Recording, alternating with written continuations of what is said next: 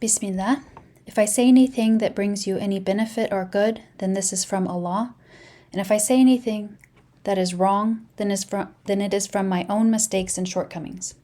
To start, what's an archetype anyway? Well, if you've ever listened to a Jungian analyst, you've probably heard all about archetypes in every fairy tale ever told, like how Hansel and Gretel's journey into the woods symbolizes overcoming naivete and learning through hardship to recognize and confront danger. But really, an archetype is just a universal pattern we all recognize, reflections of fundamental truths and experiences we encounter in life. So let's talk about the king. Have you ever heard someone say they wear the pants in the house? Well, the king archetype doesn't bother with who's wearing what. He's got bigger priorities, like making sure the whole house doesn't implode under a pile of unchecked decisions. Real authority isn't about micromanaging every detail. It's about being the steady presence that fosters internal order and coherence, without ever needing to shout because I said so. The king just is, a grounded authority whose integrity inspires acceptance and genuine deference, not through control or force, but by embodying truth and consistency that others trust and respect. Deference isn't blind submission or obedience, it's a form of trust that arises when someone demonstrates unwavering integrity and competence. People defer to the king because his authority is rooted in reliability and coherence. His words and actions reflect a deep internal alignment, which reassures those around him that he can be trusted to lead wisely.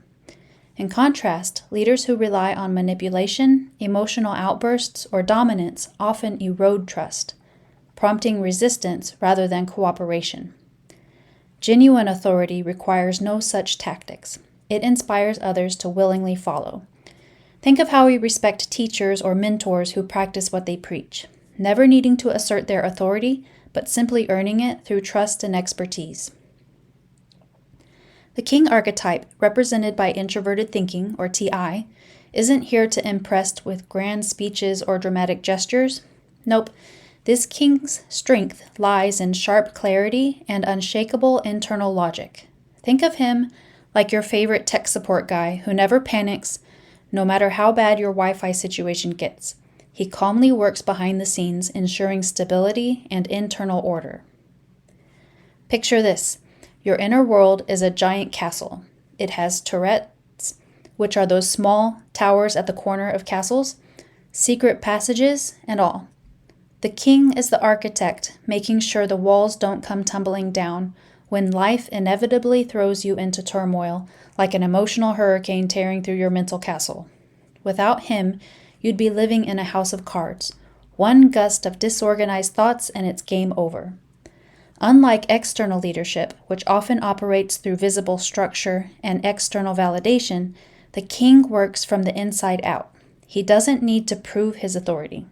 His consistency and coherence naturally earn trust and respect.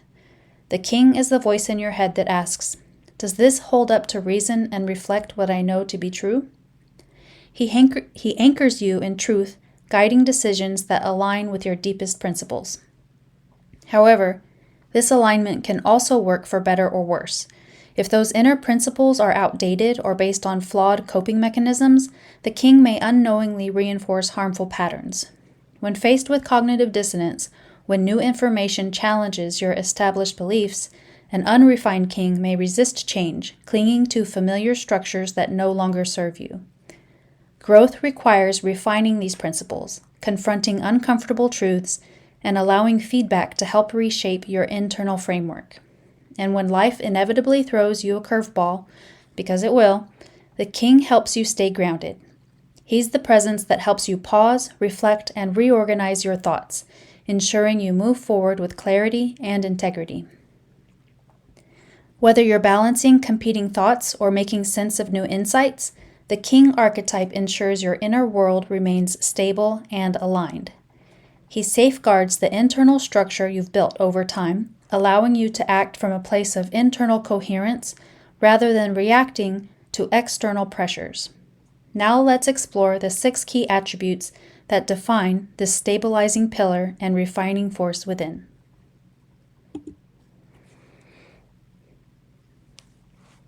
Think of the king as that one friend who may not always have the perfect tool on hand, but can MacGyver a solution with a coat hanger, a rubber band, and a brilliant idea. He doesn't need to be prepared in a conventional sense. He's got the mental blueprints and foundational logic to navigate whatever life throws at him.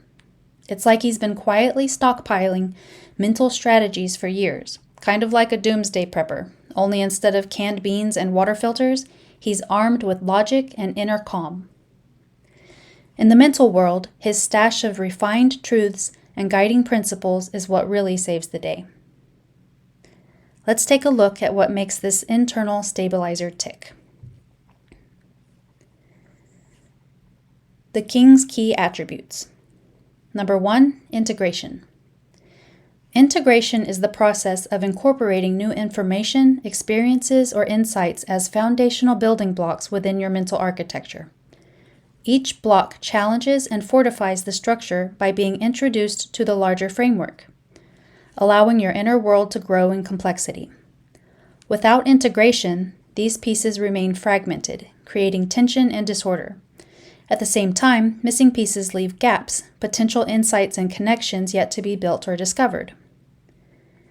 Jung described this through the concept of apperception, a process that bridges new content with existing structures, ensuring each piece has a place within your evolving system of understanding.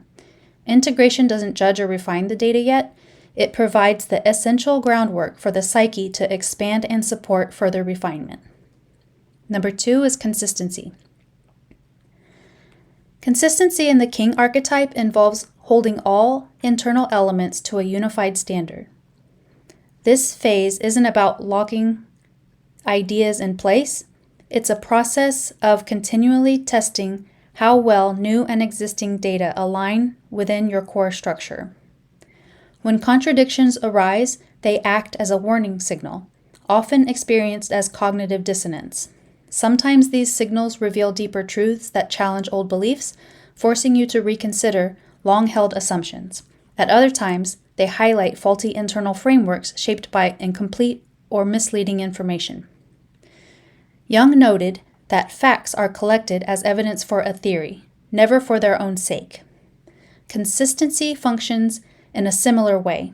It doesn't hoard random data, but rigorously evaluates how each piece supports or conflicts with core principles. If something doesn't align, the psyche is compelled to investigate the discrepancy. Number 3 is refinement. Refinement is the process of removing what's unnecessary to reveal core truths. The king doesn't settle for half-baked ideas. This aspect of TI seeks to strip down complex ideas to their essential truths, eliminating contradictory and unnecessary details. This data point becomes a mental cornerstone that informs how other ideas are structured. It's like editing a draft, removing fluff to sharpen your message so that nothing strays from the thesis. Number 4 is a stabilizing pillar. With refinement complete, the king archetype creates a stabilizing pillar, a core truth that serves as the foundation upon which your internal structure can stand firm. This pillar anchors you when life feels chaotic, providing internal balance that keeps you grounded and centered even when emotions and circumstances spiral out of control. As Robert Moore describes, it stabilizes chaotic emotion and out-of-control behaviors. It gives stability and centeredness. It brings calm. Number 5 is coherence. Coherence is the king's ability to ensure that all refined truths are comprehensible. It enables clear internal dialogue and deep self-understanding. With coherence, your beliefs and principles are aligned in a way that can be grasped both internally and externally. The king may need to convey difficult truths, ones that could provoke conflict, but coherence ensures that his message remains clear and compelling. It allows him to articulate complex ideas with precision and, at its pinnacle, with eloquence. Without coherence, even the most important truths risk being misunderstood or dismissed. But when the king speaks with coherence, he ensures that others can fully understand the weight of his words and decisions. Number 6 is authority. The king's authority arises from auctoritas, a Latin term signifying the influence and prestige of an originator, which lends credibility and legitimacy to a system or idea. True authority, grounded in integrity, builds trust through actions that consistently reflect core principles. This trust fosters deference, not blind obedience, but respectful recognition of your competence and sound judgment. Authority doesn't need to demand recognition. As Jung explains, true authority reaches completion when the idea it has fashioned seems to emerge so inevitably from the external facts that they actually prove its validity. In other words, the king's authority is not imposed. It is demonstrated through actions that resonate so clearly that others willingly recognize its legitimacy. Armed with these traits, the king archetype sustains composure and mental clarity even under intense pressure. Let's see how the king's energy evolves across the key stages of life.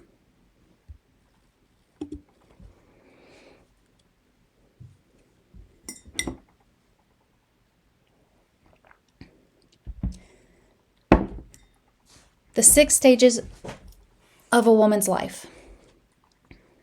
A woman's life is often, both by tradition and necessity, centered around others, whether family, community, or the next generation. Throughout her life, she encounters the ongoing challenge of balancing her subjective needs with the needs of those she serves. The king archetype provides an internal compass, a stabilizing presence that helps her remain grounded and consistent in her principles. It assists her in maintaining boundaries, refining her internal framework, and inspiring others through clarity, reason, and integrity. Each life stage presents unique opportunities to develop and express this archetype's core attributes. Let's take a brief look at these stages before we do a deeper dive into each stage itself. The first stage is childhood. Childhood is driven by raw instincts. With TI functioning as a hardwired architecture that defends these impulses through resistance and stubbornness, this isn't just defiance for its own sake. It's the beginning of internal structure. Through repeated interaction with external guidance, the child starts to build early frameworks of understanding, laying the foundation for future complexity and principles. Each challenge to their instincts tests and strengthens the emerging architecture of their inner world. The second stage is adolescence.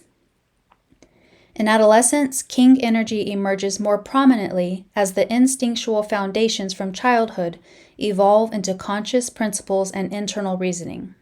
This is the stage where she refines her mental architecture. King energy enables her to discern which beliefs and values to internalize and which to challenge. By doing so, she begins forming a coherent identity, one capable of withstanding both internal and external pressures. The third stage is primary caregiving. In the primary caregiving phase, life can feel like a flood of conflicting advice, research, and opinions, from well-meaning relatives to parenting blogs. King energy steps in to filter this onslaught of information, discerning what aligns with her core principles. Rather than being swept away by external expectations, TI helps her prioritize by refining vast amounts of input into essential truths that guide her caregiving decisions. This internal process allows her to cut through the noise and act with calm, focused clarity. The fourth stage is generational stewardship. In the generational stewardship stage, others turn to her for guidance because of her integrity and her ability to convey facts and principles with clarity. The king archetype strengthens her capacity to refine and express core truths. Her presence becomes a stabilizing force, inspiring trust and confidence. Rather than directing others, she leads by example, demonstrating consistency, sound reasoning, and a grounded approach to challenges. Through this, she offers a framework of understanding that fosters growth in those around her. The fifth stage is elder care. The elder care years are marked by a natural reciprocity. Caring for aging relatives sustains the circle of life, just as they once cared for you. The king archetype recognizes that this reciprocal balance is not merely sentimental, but a foundational principle for maintaining stability across generations, a form of mutual investment that has shaped human survival and continuity. The sixth and final stage is passing the torch. In the passing the torch stage, a woman reflects on what has endured, the core principles and knowledge she has refined over a lifetime. King energy recognizes the lasting blessings that have shaped the kingdom, ensuring that those who remain are prepared to carry the torch forward. It is the quiet acknowledgement that her duty has been fulfilled. These 6 stages illustrate how the king archetype evolves throughout a woman's journey, adapting to each phase's unique demands and opportunities. From the raw instincts of childhood to the deep internal knowing that emerges in the later stages of life, king energy supports her in cultivating internal consistency, discernment, and stability. Through each stage, she becomes a source of inspiration and grounding, not only for herself, but for those whose lives she touches. Now let's begin with childhood, where the earliest seeds of internal structure are planted, shaped by both instinct and interaction with the world around her.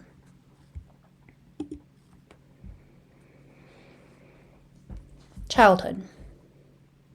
Children do learn what they live. Then they grow up to live what they've learned. That's a quote by Dorothy Nolt. Childhood is a time of raw instinct. TI begins as an internal framework shaped by instinct and early experiences. While not yet a fully developed reasoning system, it unconsciously aligns emerging logic with instinctual drives, leading to resistance and stubbornness as the child starts distinguishing personal understanding from external influences. This resistance isn't just defiance, it's the first step in self-differentiation. When a child pushes back with a determined no or that's not fair, they are instinctively asserting proto-principles, rudimentary judgments about how the world should work. These aren't yet fully reasoned concepts, but over time they become the earliest building blocks of internal structure, tested and refined through repeated interactions with caregivers and their environment. Let's look at the 4 primary aspects of childhood. Number 1 is core structure. At this stage, TI operates as an unconscious internal framework, aligning instinctual responses with emerging logic. A child doesn't just react to experiences, they begin forming expectations about how the world functions based on fundamental cause and effect relationships. Unlike memory-based learning, which relies on past experiences to predict outcomes, early TI begins identifying repeating patterns in cause and effect relationships. At this stage, these patterns feel universally true, even though they have not yet been tested through deeper reasoning. For example, a baby crying from hunger is engaged in an unconscious, pre-programmed instinctual drive that ensures survival. When I cry, food should appear. This expectation is hardwired by evolution. While it is not yet a deliberate or introspective process, it already reflects the early alignment of principles shaped by human evolution. Number 2 is identification.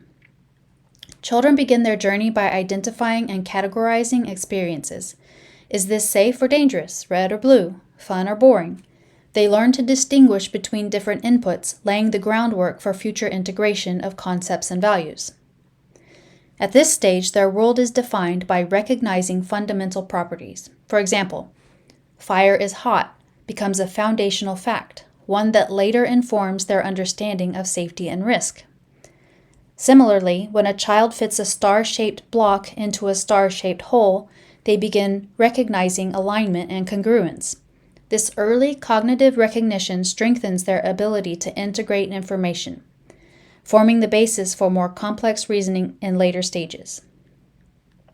Number 3 is monadic. At this stage, TI operates in a monadic state, a self-contained system where truths exist independently, without broader context or nuance. children perceive certain principles as absolute and universal. For example, a child might think, "This rule works for me, so it must apply to everyone." They have not yet encountered the complexities that require adaptation or exception. Because these early truths are self-referential, shaped by personal experience rather than external systems, they exist in isolation, reinforcing the assumption that personal experience reflects universal rules. However, through interaction with the world, these rigid truths are repeatedly tested. Some reinforced, others reshaped, laying the foundation for a more adaptable internal structure, which naturally leads to number 4, building. Through daily interactions, whether with caregivers, playmates, or their environment, children encounter both reinforcement and contradiction to their instincts and early beliefs. Each experience contributes to the construction of their internal framework, testing whether it can hold up under different circumstances.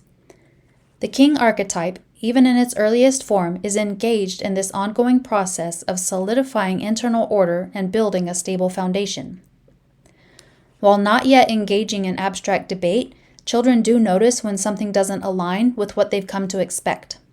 A rule that applies one day, but not the next, may spark innocent questioning or even resistance, not necessarily as an act of defiance, but as an early attempt to reconcile perceived inconsistencies.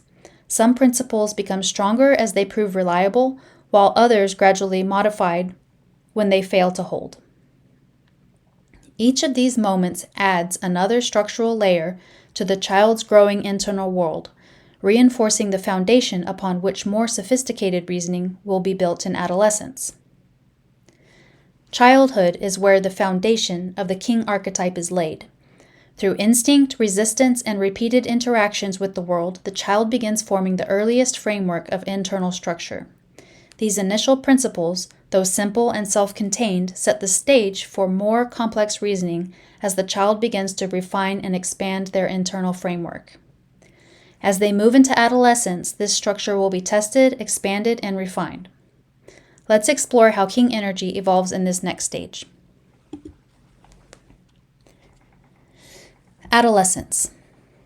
To think for yourself, you must question authority. Quote by Timothy Leary. As a child, she absorbed external structures without much question, but now she begins testing them against her own reasoning. Adolescence marks the shift from passively recognizing inconsistencies to actively investigating ideas, challenging assumptions, and refining her mental architecture. The instinctual framework of childhood evolves into a conscious system as she differentiates between inherited beliefs and internally validated truths. No longer content with surface-level explanations, she seeks deeper coherence, weighing whether ideas hold up under scrutiny. This stage is defined by probing ideas, applying deduction, and structuring beliefs into a coherent framework. She no longer simply mirrors external authority, she critically evaluates it, ensuring that her internal structure is formed through deliberate reasoning and active engagement, rather than passive absorption. Let's look at the 4 primary aspects of adolescence. Number 1 is probing. Probing actively tests the strength and validity of ideas.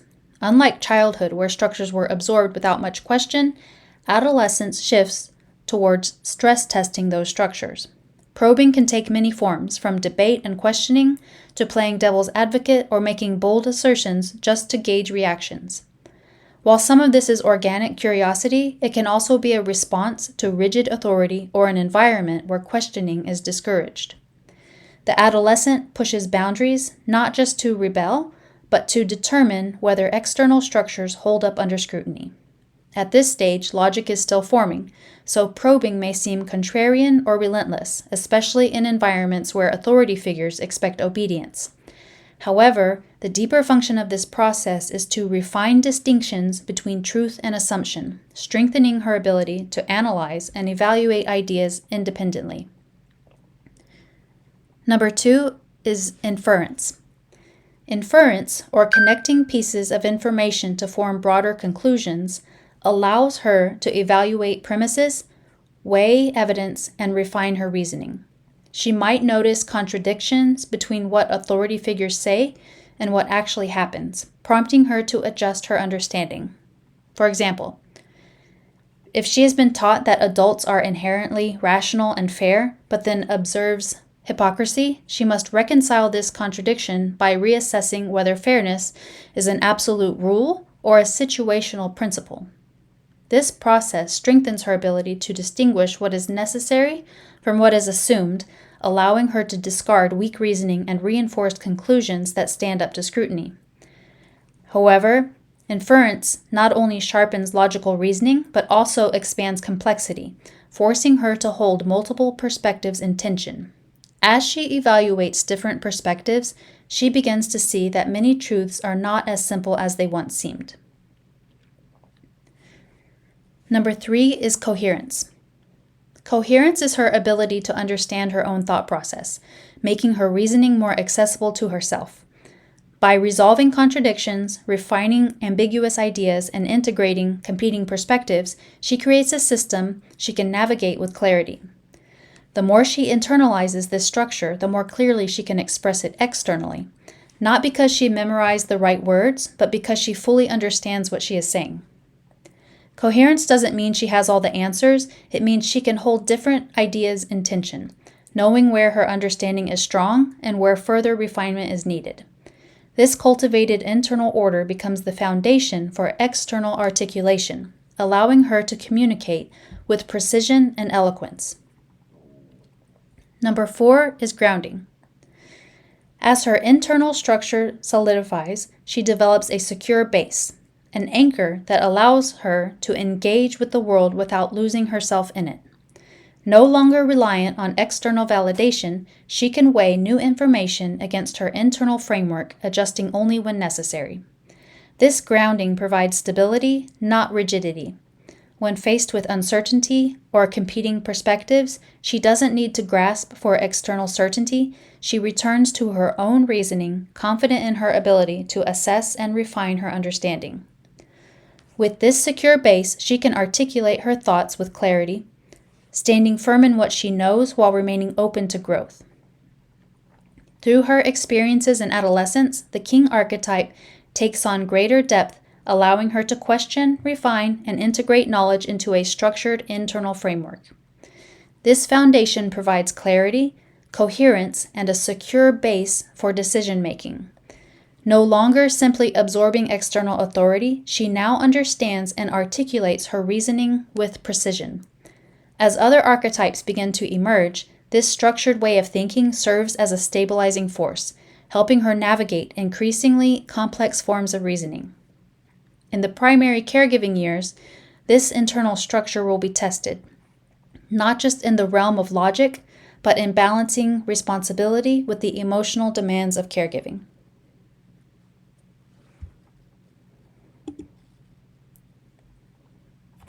Primary caregiving.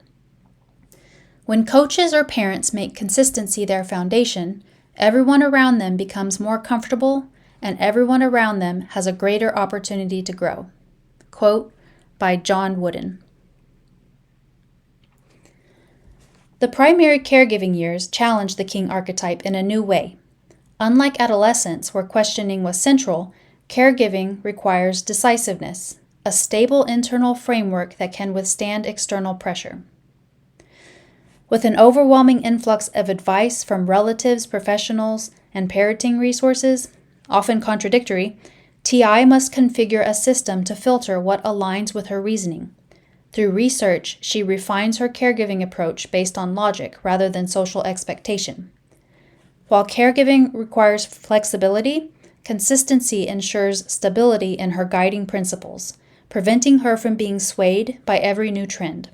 Over time, she establishes a code, an internal structure of caregiving principles that she can trust even amidst uncertainty. Let's look at the 4 aspects of primary caregiving years. Number 1 is configuration. With an overwhelming flood of information, parenting books, expert advice, and cultural expectations, TI engages in configuration, assembling a framework that aligns with her internal reasoning. Rather than passively absorbing every guideline, she filters, organizes, and integrates only what maintains internal coherence. At this stage, flexibility is often challenged. Under the weight of responsibility, she may default to rigid adherence to her constructed system, relying on internally validated reasoning over external input.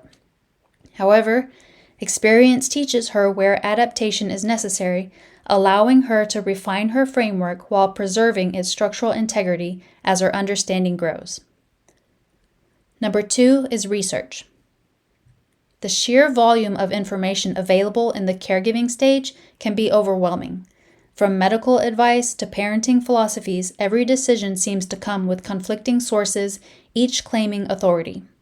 The TI-driven mind instinctively turns to research, not to collect endless opinions, but to analyze evidence and establish logical clarity. However, the pursuit of certainty can lead to analysis paralysis, where the need for the right answer delays action. She learns that research is only as valuable as its application. Understanding when she has enough information to act becomes just as important as seeking the most accurate answer. Instead of chasing endless certainty, she develops a logical threshold for decision-making, ensuring that analysis serves action rather than delaying it. Number 3 is consistency.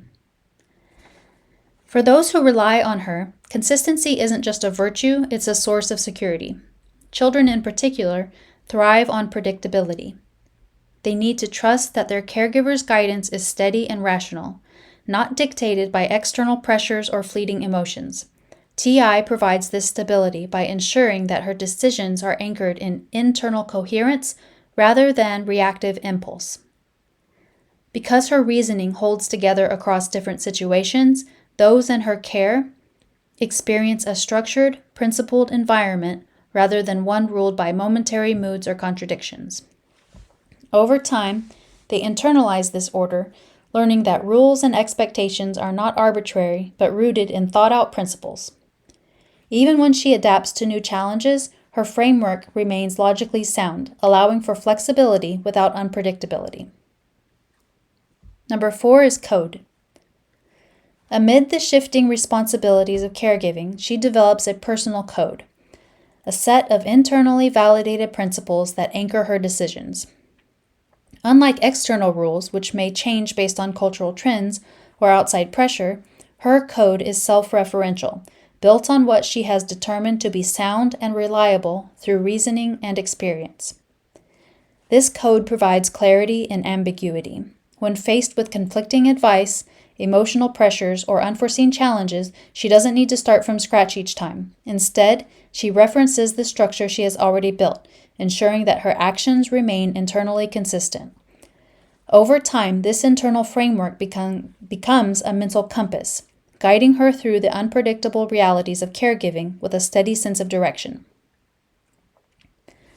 Through configuration, research, consistency, and a guiding code, she refines a stable internal structure to navigate the demands of caregiving. Her reasoning allows her to cut through uncertainty, provide stability for those in her care, and uphold principles that ensure both her well-being and that of others. Yet caregiving is not a static phase. It evolves as those she nurtures grow.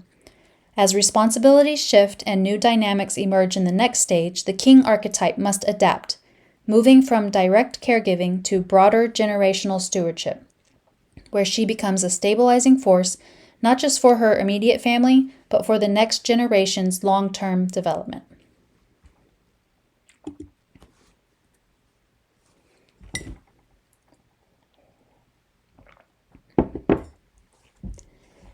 Generational stewardship.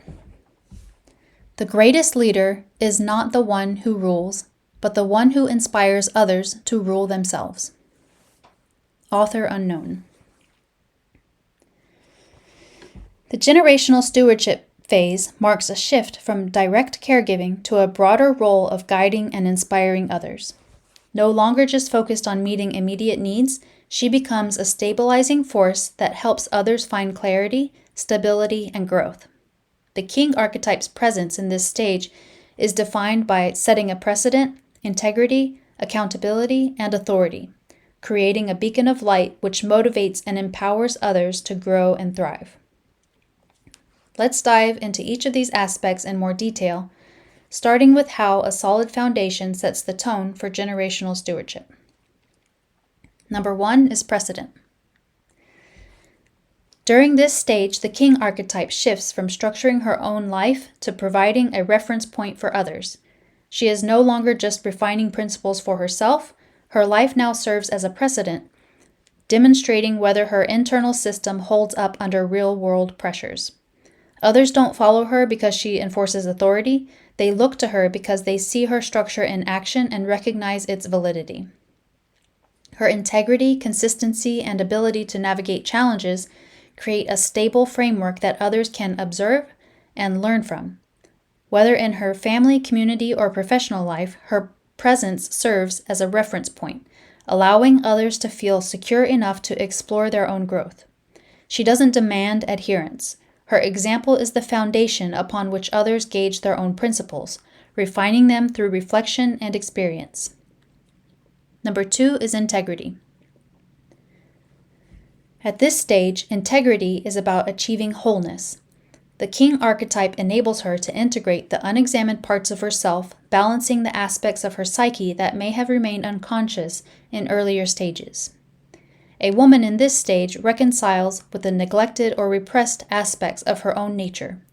This might mean embracing logic if she once relied solely on emotion, fortifying internal boundaries where she once overextended, or recognizing ambition where she once sought only service. Instead of fearing these qualities, she understands how they complete her. By acknowledging them, she no longer operates from reaction or avoidance. She acts from conscious self-ownership. With deeper integration, she becomes truly whole, no longer at war with herself. She stands in alignment, an example of what it means to live with clarity and internal unity. Number 3 is accountability. Accountability in this stage is more than acknowledging mistakes. It is a full accounting of oneself. The king archetype calls her to take responsibility, not just for her shortcomings, but for her strengths, wisdom, and the impact she has on others. Often, women in this phase are deeply aware of their faults, but struggle to claim their strengths with the same certainty. They downplay their competence, dismiss their instincts, or hesitate to trust their own reasoning. True accountability means recognizing both, the ways she has fallen short and the ways she has shown up, persevered, and built something meaningful. By holding herself to this full standard, she owns the reality of who she is, setting a precedent for others to do the same. This principle is at the heart of La Femme Inspiratrice, helping women hold themselves accountable, not just for where they need to grow, but for their strengths, resilience, and the full truth of their lived experience. Number 4 is authority. At this stage, authority is not about control, which is a shadow aspect of extroverted thinking, but about earned recognition. The king archetype enables her to embody authority that does not demand respect, but commands it through clarity, consistency, and integrity. She does not impose her structure on others. Rather, the strength of her internal framework makes her a natural point of reference. Her authority is rooted in lived experience. She has tested her principles, refined them through challenge, and remained steadfast in what has proven sound. Others recognize this not because she asserts her position, but because her reasoning holds. Unlike earlier stages where she was refining her structure, she now embodies it. She leads by example, demonstrating the stability and discernment that comes from deep internal coherence. In generational stewardship, the king archetype embodies an internal presence that others naturally recognize. Through setting a precedent, integrity, accountability, and authority, she is seen as a stable pillar, offering guidance without force and wisdom without superiority. Her impact is not measured by control, but by the space she creates for others to develop their own internal structures. Yet, as she fosters growth in those around her, Life presents a new challenge, one that requires her to extend this stability in a different direction. As elderly relatives begin to need more of her care and attention, the king archetype shifts once again, adapting to the responsibilities of elder care, ensuring that the cycle of reciprocal care continues across generations.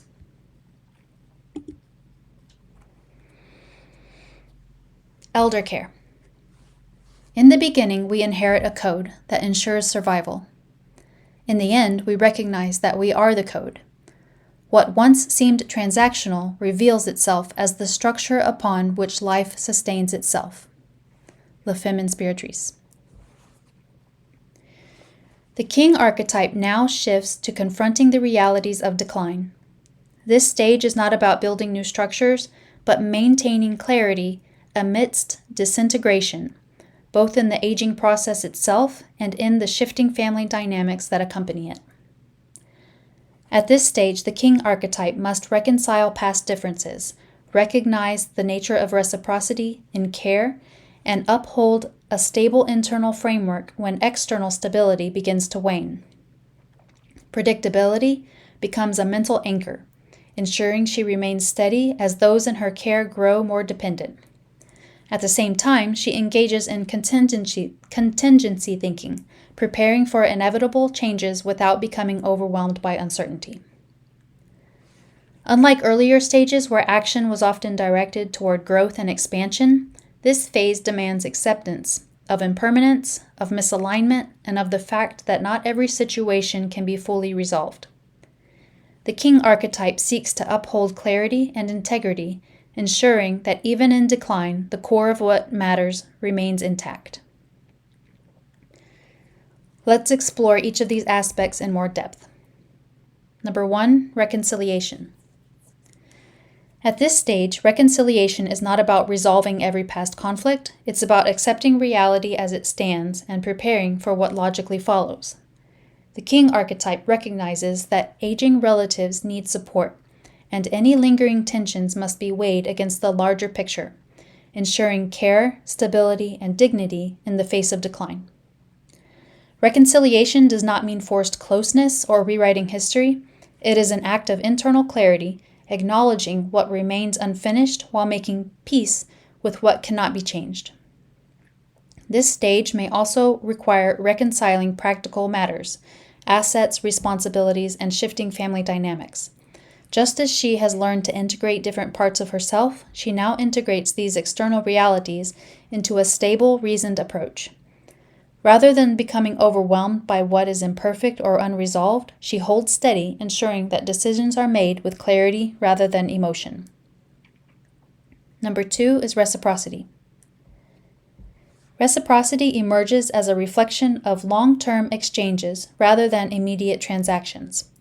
Evolutionary psychology highlights tit for tat as a foundational principle of human cooperation. Acts of care and investment tend to be reciprocated over time, reinforcing stability across generations. Yet, the true weight of reciprocity in this stage is not about receiving care in the present, it is about demonstrating the structure of reciprocity itself. By stepping into the role of caretaker for her elders, she provides an implicit model for her own children who will one day decide how to respond when she reaches this stage. Through her actions, she shows that the cycle of care is not transactional, but structural, woven into the fabric of life itself. When the next generation witnesses her honoring this principle, they internalize its logic. They see that stability is upheld when care is given, not just when it is easy, but when it is needed. And when her time comes, they will understand the weight of that responsibility, not because they were told, but because they saw it demonstrated. The king archetype ensures that the circle of life continues, upheld by precedent rather than obligation. Number 3 is predictability. Predictability in this stage is not about forcing order onto what is unraveling. It is about maintaining internal coherence when external stability is no longer guaranteed. When an elder's memory fades or when their reasoning becomes inconsistent, she does not impose logic onto them, but instead becomes the steady point of reference. She recognizes what remains intact and adapts her communication to meet them where they are, reinforcing what is still familiar and comprehensible.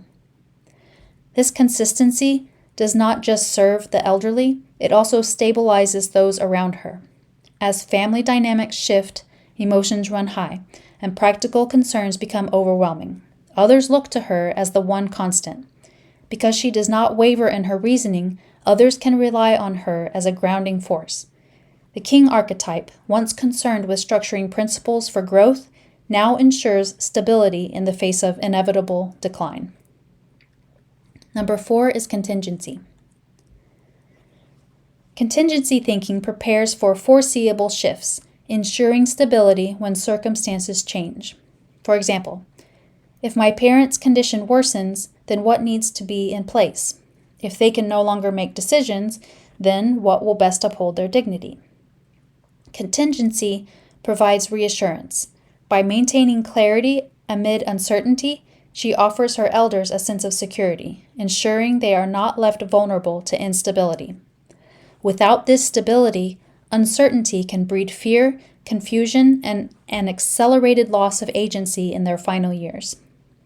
Through the elder care years, the king archetype provides stability in the face of decline. She ensures that care is given with clarity rather than sentiment, structure rather than chaos. By embodying this role, she upholds dignity, not just for her elders, but for the cycle of care itself. Yet even as she safeguards the present, another transition awaits. The final stage of the king's journey is about preparing for her own departure.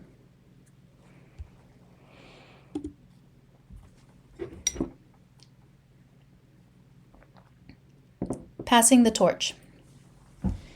Life is no brief candle to me. It is a sort of splendid torch which I have got a hold of for the moment, and I want to make it burn as brightly as possible before handing it on to future generations. Quote by George Bernard Shaw. During the passing the torch stage, a woman's king archetype reflects on a lifetime of refining her alignment to the truth. Her authority was never about declaring absolute certainty, but about consistently maintaining a structure that upheld clarity, stability, and coherence. If life is a process of refinement, then king energy at this stage is like a well-aged wine, de-alcoholized, of course, for those of us who don't drink. Her presence serves as a precedent, not a proclamation, a reference point that demonstrates what alignment to enduring principles looks like.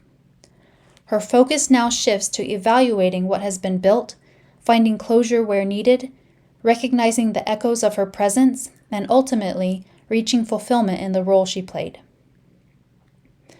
Let's look at the 4 key aspects. Number 1 is evaluation.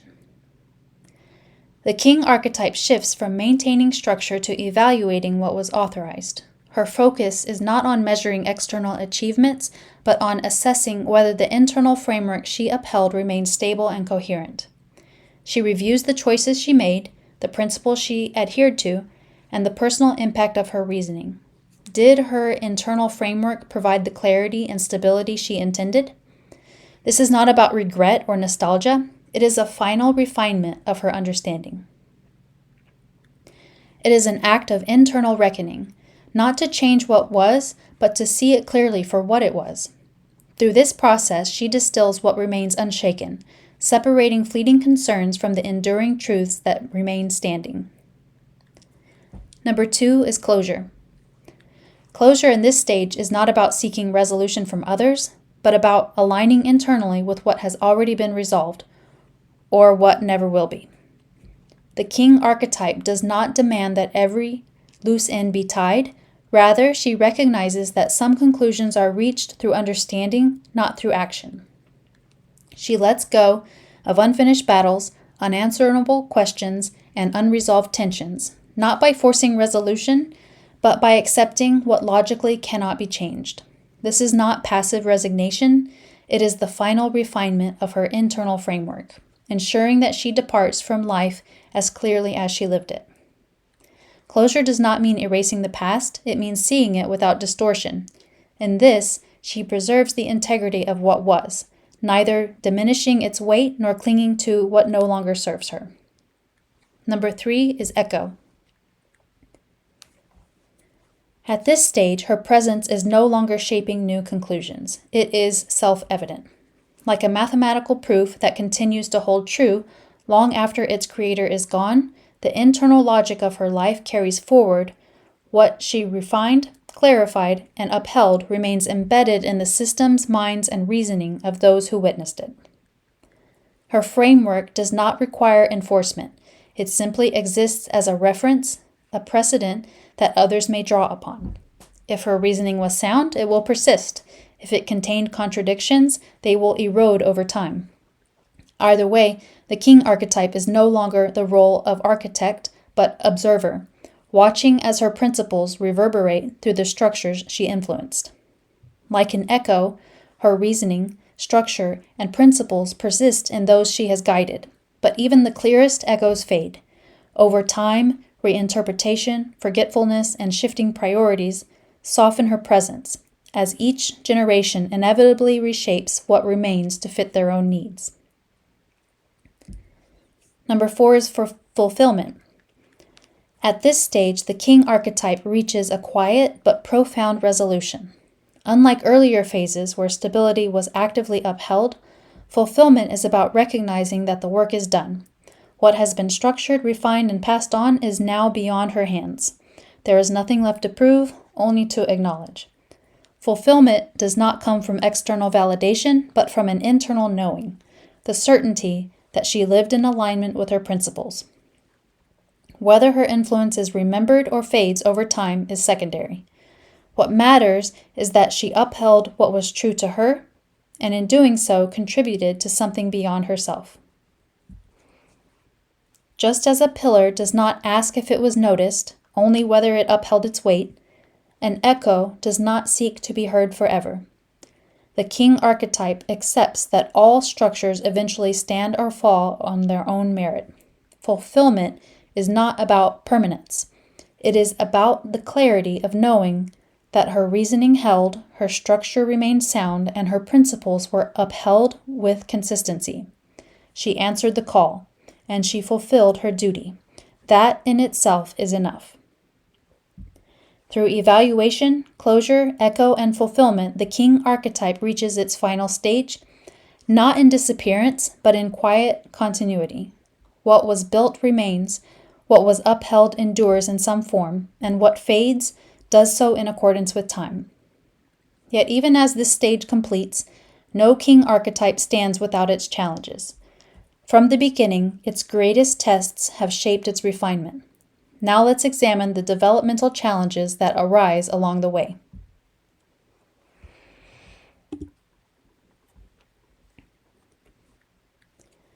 Every archetype comes with its own set of growing pains, and the king is no exception. If you think developing this archetype is just about stepping into your power and poof, you radiate competence and authority, think again. Mastering the king archetype is less like a coronation and more like an endurance test. One key challenge is coherence. It's not enough to recognize that something is true, you have to deeply understand how it fits together. If your reasoning isn't internally aligned, you won't have an internal check and balance before it ever reaches the outside world. Otherwise, you're just yelling profound things into the void, hoping someone deciphers your brilliance, even though you might not have fully deciphered it yourself. And then there's the reality of abdication, stepping aside and letting someone else take the lead. Life, especially for women, often dictates that someone else holds the authority. First parents, then teachers, then a boss, then a partner, then maybe even her own kids. Without consciously stepping into internal authority, it's easy to move from one external decision maker to the next, never realizing she's been holding the crown the whole time, she just never put it on. We'll touch on this briefly, since abdication is a symptom of the passive king's shadow. But the deeper shadow dynamics and pathologies, like the weakling king and tyrant, will be explored in a later presentation. For now, let's tackle the first hurdle, how to make sure what's inside your head is clear before you ever bring it to the outside world. There is no true eloquence without also being understood. Coherence isn't just about recognizing what is true, it's about understanding it so well that it holds up under scrutiny, contradiction, and real-world application. The King archetype isn't just about knowing things, it's about building an internal framework where everything aligns, so truth isn't just something you believe, it's something you can demonstrate. But here's the problem. Thinking you understand something and actually being able to structure it are two different things. People often assume that just because an idea makes sense to them, it should automatically make sense to others. Yet, if you can't communicate it clearly, even to yourself, there is a gap in understanding. Jung captures this struggle of the introverted thinking type in his book, Psychological Types. Quote, "If in his eyes his product appears correct and true, then it must be so in practice, and others have got to bow to its truth. Hardly ever will he go out of his way to win anyone's appreciation of it, especially anyone of influence. And if ever he brings himself to do so, he generally sets about it so clumsily that it has just the opposite of the effect intended." End quote. This is why coherence requires more than conviction. It demands structure, clarity, and the ability to refine an idea before it ever reaches the outside world. If your king function is intact, you don't just assert truth, you ensure that it can stand on its own and is an idea worthy of deference. Abdication. Robert Moore wrote in The King Within, quote, "A man who projects the archetypal king onto another, whether a sacred king, a politician, a religious leader, a boss, a teacher, an analyst, or a father, exemplifies what we call the abdication syndrome." End quote. Most people don't consciously abdicate their internal authority. It's not a dramatic surrender, it's something much quieter. For many women, it's not even a choice, it's the default setting. From birth, a woman's life is often structured around external authority figures. At no point is she explicitly told, "You are the one who decides. You are the one who holds the authority." Instead, the message is often, "Someone else has the final say." This isn't necessarily forced, it's assumed. And because it feels normal, many women never realize that they've never actually stepped into the king function for themselves. By the time a decision lands in her hands, it may feel unnatural, more like a temporary assignment rather than something she's inherently suited for. Yet the king archetype is not just about making decisions, it's about recognizing that you were never meant to just take orders. The real question is not, who should I follow, but what do I uphold? Because what you uphold is what governs you. Whether consciously chosen or unconsciously inherited, the principles you live by shape your reasoning, your discernment, and your ability to act with clarity. Abdication isn't just about stepping aside, it's about letting someone else determine what is worth upholding in your place. And if you don't identify it, someone else will. But even when the king function is active, it's often misunderstood. To fully integrate the king archetype, we need to clear up these misconceptions. Let's take a look at some of the most common misunderstandings about what the king archetype is and what it isn't.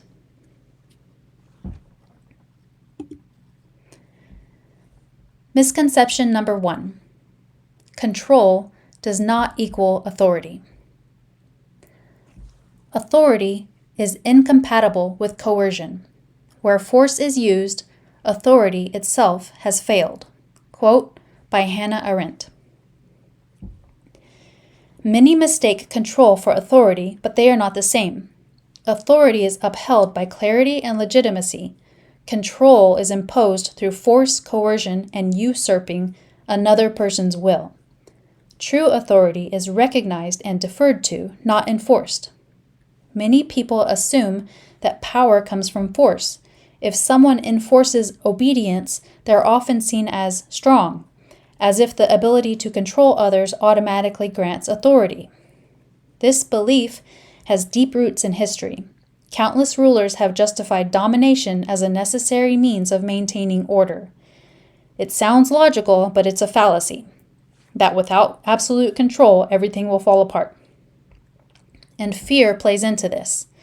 Fear can feel like stability, especially when you've never known anything else. If people are afraid to challenge a leader, if they comply without question, it can look like order, but control isn't the same as guidance, and force isn't the same as legitimacy. True authority isn't about tightening your grip. It is about upholding something worth following. Force isn't just about physical dominance. It's about bending someone's will, getting them to move in a direction they wouldn't choose on their own. And the thing is, force doesn't always look aggressive. Sometimes it's subtle. Sometimes it doesn't even feel like force. And force doesn't always come in the form of brute strength. Different extroverted functions coerce in their own ways. Extroverted sensation controls what's seen and heard. This could mean withholding information, flooding someone with distractions, or even staging events to create a false sense of reality. If you can control what people perceive, you can control how they react. Extroverted feeling manipulates the social and emotional atmosphere. This kind of force that uses guilt, social pressure, or emotional influence to keep people in line. The message isn't "you're wrong." The message is, "You don't want to be the kind of person who disagrees with us, do you?"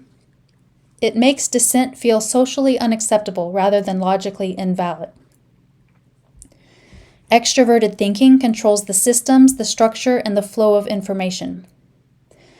This is forced by policy, hierarchy, and enforced legitimacy. It decides who has the right to speak, what counts as valid information, and who gets to make decisions. If you control the structure, you don't need to control individuals. They'll already be boxed in. Extroverted intuition plays with possibilities and perception. This kind of control doesn't tell you what to do. It manipulates what you think is possible. It distorts narratives, introduces doubt, or limits your perceived choices so that compliance feels like the only reasonable option. Coercion doesn't always look forceful.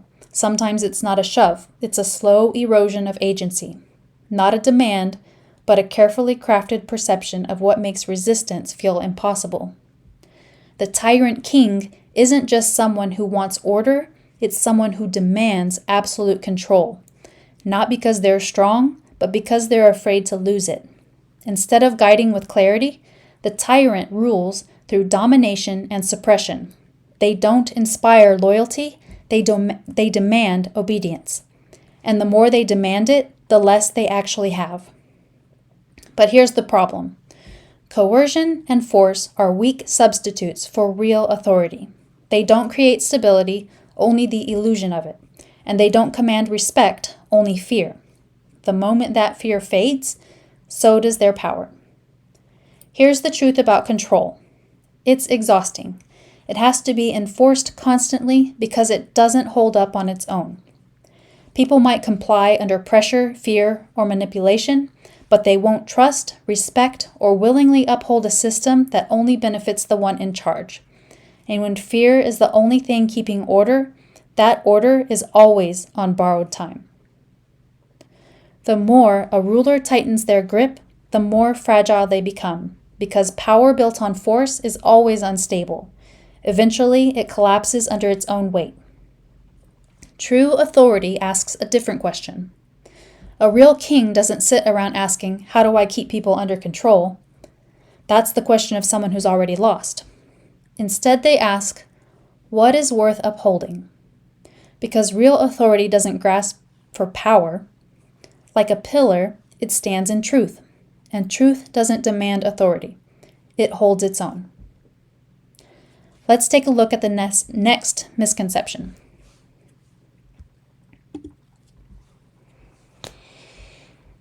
Misconception number 2. Pattern recognition does not equal intuition. Seeing patterns doesn't make you an intuitive. It just makes you human.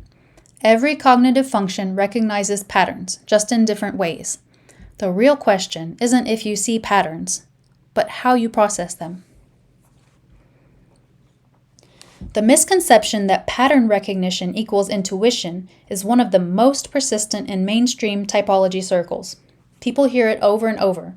Intuitives see patterns. If you recognize patterns easily, you must be an intuitive type.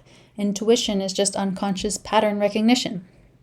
This has been repeated so often that people take it as fact. But is it actually true, or is it so vague that it induces Barnum effect? The Barnum effect in personality type systems refers to the tendency for people to accept vague general statements as uniquely accurate descriptions of themselves, even though these statements could apply to almost anyone. The King archetype, rooted in TI, recognizes flaws in reasoning, and this stereotype doesn't hold up. TI itself recognizes patterns, but through precision and logical alignment, not intuitive leaps. So what's a pattern?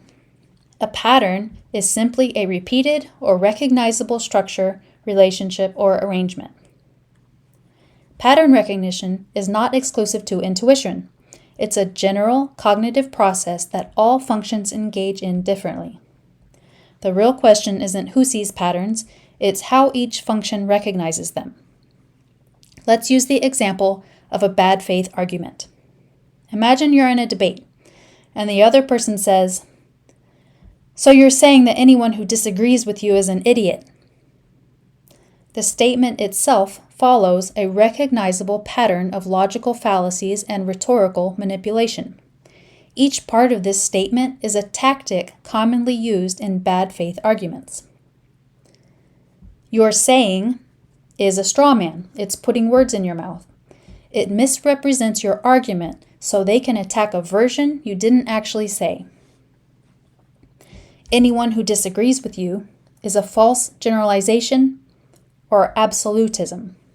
It frames your stance as extreme to make it easier to dismiss. Is an idiot is an ad hominem or a personal attack. It shifts the focus away from the argument itself by making it personal and implying that the person thinks they are superior. By breaking it down this way, it becomes clear that the argument follows a predictable, recognizable pattern, but different cognitive functions will recognize different aspects of that pattern first. TI recognizes logical inconsistency and fallacies. That's a straw man fallacy. I never said that, so the argument is invalid. TE is aware of inefficiency and obstruction in the discussion. This is a diversion tactic. They're derailing the argument instead of engaging with my point. NE sees patterns in rhetorical manipulation and connects dots to possible outcomes. If they're using this tactic now, they're probably setting up a trap later, maybe to shift the debate toward an emotional argument instead of logic. NI sees deeper symbolic significance and overarching themes. This isn't just an argument, it's a power struggle disguised as a debate.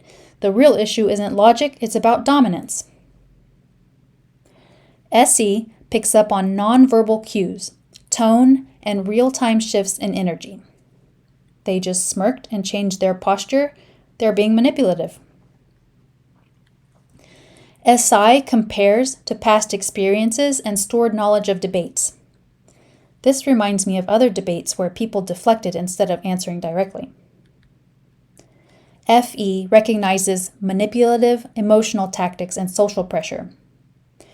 They're trying to make me look unreasonable in front of others so the group sides with them. FI detects violations of personal values and emotional authenticity. This argument is insincere. They're not speaking from conviction. They're just trying to manipulate the discussion. This doesn't align with what I consider authentic engagement. So why does this matter? Recognizing patterns isn't the exclusive domain of intuitive types. It's something all cognitive functions do in their own way. But when people assume that seeing patterns equals intuition, it leads to mistyping and confusion. Recognizing a pattern doesn't mean you're using intuition. It's not if you see patterns, it's how you process them that reveals your cognitive function. Seeing patterns doesn't make you an intuitive type, it just makes you human. Every cognitive function recognizes patterns in its own way, whether through logic, efficiency, possibilities, real-world trends, social cues, or emotional integrity. The idea that if you see patterns you must be an intuitive is so vague it might as well be a horoscope. Intuition isn't better than other functions, it's just different. When people assume intuition equals pattern recognition, they risk mistyping themselves or others. So instead of chasing the intuitive label like it's a personality type status symbol, the real question should be, what kind of patterns do I recognize? How do I process them? Because that's what actually reveals your cognitive process, not a vague stereotype. Now let's turn to the final misconception of the king archetype, one that doesn't just shape personal psychology, but reshapes our entire understanding of relationships. Misconception number 3. Reciprocity does not equal a transaction. A king's duty is to his people, not to his own desires. Quote by King George VI. Many people believe reciprocity is just a transaction. If I do something for you, then you owe me something in return. It's a tit-for-tat exchange, a scorekeeping system where every favor comes with a price.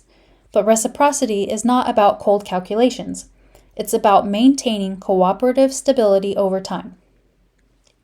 In the book, The Ape That Understood the Universe, Steve Stewart Williams explains that tit-for-tat isn't about demanding repayment, it's about ensuring altruism isn't exploited.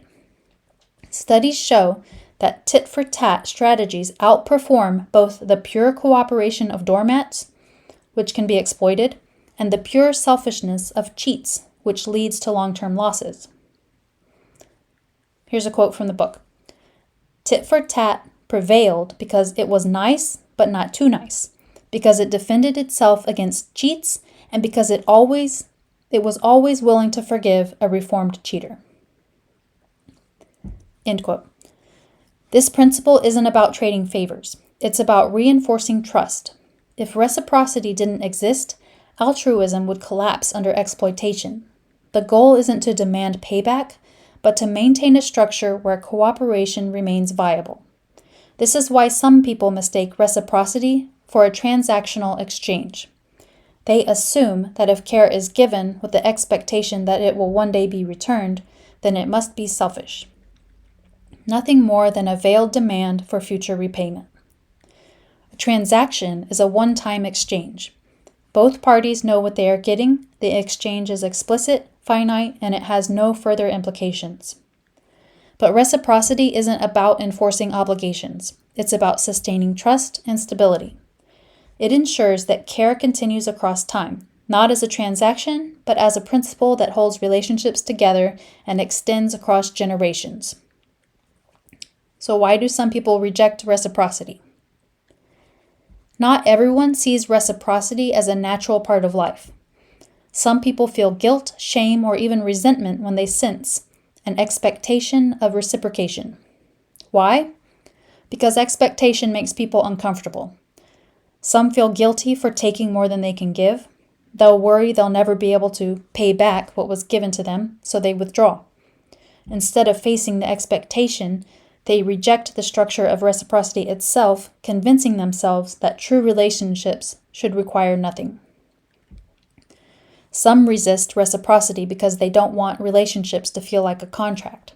If care is given with expectation, does that mean that they were only valued because they were useful?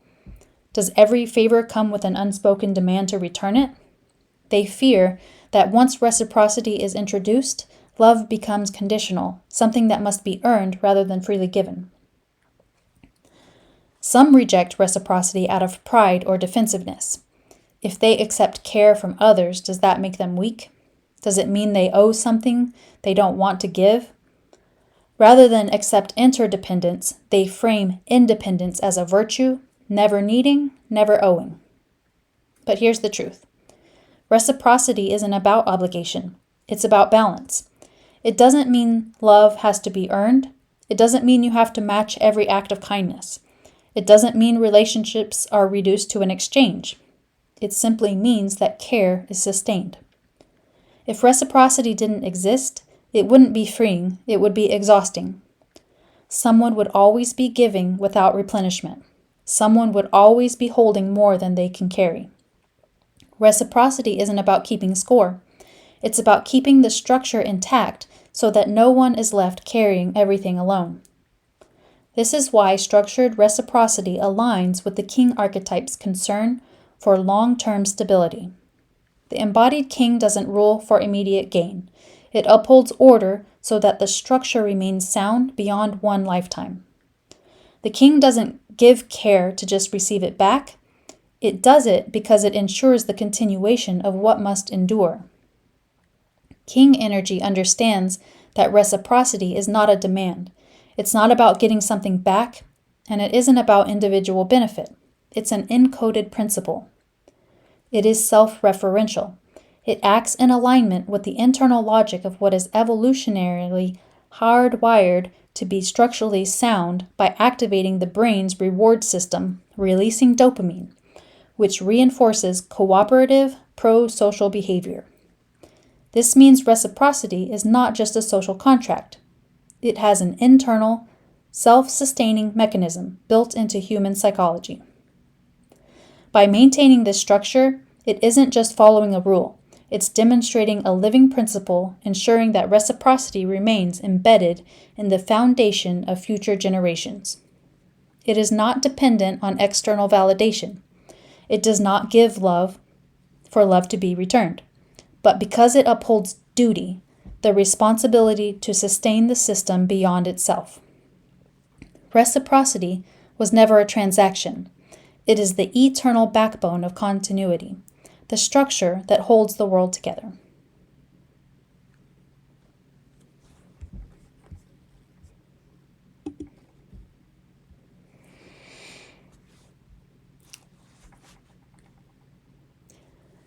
Now that we've explored the king archetype in theory, we can talk about how to apply these principles in practical, everyday life.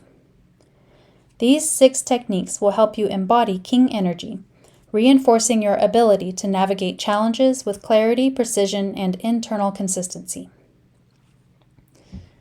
The first of the practical tips to develop competency is, number 1, check your compass. When life feels overwhelming, it's easy to lose your sense of direction. Doubt creeps in, external pressure distorts your perspective, and suddenly, a decision that once felt solid now feels shaky. This is when you need to recalibrate your internal compass. Checking your compass is about returning to the primary, most fundamental reason behind your decision. If you feel off course or in unfamiliar territory, then instead of overanalyzing every detail, go back to the core principle that guided you in the first place. Anchoring yourself in the core reason behind your choice and returning to your why brings clarity and restores balance, even when things feel uncertain or ego-dystonic. Try asking yourself this: what was my core reason for making this decision? Am I questioning my decision because of external pressure or because something truly doesn't align? Does this decision move me towards stability and integrity or away from it? If I had to explain this choice to my past or future self, would I be able to stand behind the reasoning? The second practical tip is restate in your own words. If you can't clearly explain something, you probably don't fully understand it. Try restating concepts in your own words, without jargon or memorization. Restating something in your own words ensures that you're not just memorizing information, but actually integrating it into a logical framework. They say the best way to learn is to teach. Teaching forces you to clarify your thoughts, identify gaps in reasoning, and refine the structure of your understanding. Competency isn't just about knowing, it's about being able to convey that knowledge with clarity and precision. The third tip is to be the example. The king archetype demonstrates its alignment and principles through setting a precedent and being an example to others. People internalize truth when they see it embodied and are naturally compelled to defer authority. Instead of telling others how to think, demonstrate it through integrity. People are more likely to trust and adopt principles they see consistently upheld rather than ones they're simply told to follow. Lead with consistency. Your reasoning should be stable and replicable. A stable and coherent approach reinforces confidence in your authority, making it easier for others to adopt and apply the same principles in their own reasoning. Authority isn't asserted, it's recognized. By embodying the principles you uphold, you become the living proof of their validity. The fourth tip is to avoid analysis paralysis. Endless refinement can become a trap. Overanalyzing every detail leads to stagnation rather than progress. True clarity comes not from infinite adjustments, but from testing decisions in real situations. A strong internal framework isn't built by chasing perfection, but by refining through action, allowing real-world application to confirm and strengthen its foundation. How do you know when to stop refining? Try asking yourself these questions. Has my reasoning remained stable? If I keep arriving at the same conclusion despite further analysis, am I integrating new information or am I just repeating the same process? Am I refining details or the core structure? If I'm only tweaking minor details, does that actually improve the outcome or am I delaying action by expecting flawlessness? Is my hesitation due to missing information or emotional overwhelm? If I'm feeling emotionally flooded or mentally overloaded, my ability to assess information objectively may be compromised. Instead of forcing a decision, I may need to step back, process my emotions, and regain clarity before refining further. Am I refining for clarity, or am I refining to avoid making a decision? If I'm refining to ensure logical coherence, the process is serving its purpose. But if I'm endlessly analyzing as a way to delay commitment, I may need to recognize that I have enough information to move forward. The fifth tip is to remove time pressure. The king archetype doesn't rush to adopt new information. It prioritizes stability before making adjustments. When encountering new insights, resist the urge to react immediately. Instead, let them settle. If something contradicts what you believe, don't force an instant resolution.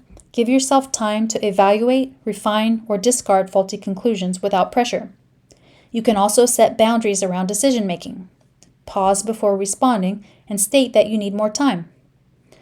Let me think about that and get back to you. When do you need an answer by? A well-integrated decision is stronger than a rushed one. The sixth practical tip is to use Socratic questioning. The best way to refine your thinking is by observing someone else's. Probing another strengthens logical alignment. You can ask why questions until the root assumption is clear. You can look for coherence and consistency. If the logic is clear, it will make more sense, and if it contains contradictions, you can point them out and ask for more clarity. Observe and do not argue. Their reasoning, or lack of it, clarifies your own. It's not about controlling what they think, it's about understanding the concept. These 6 techniques cultivate stability, coherence, and consistency, ensuring king energy operates with competency.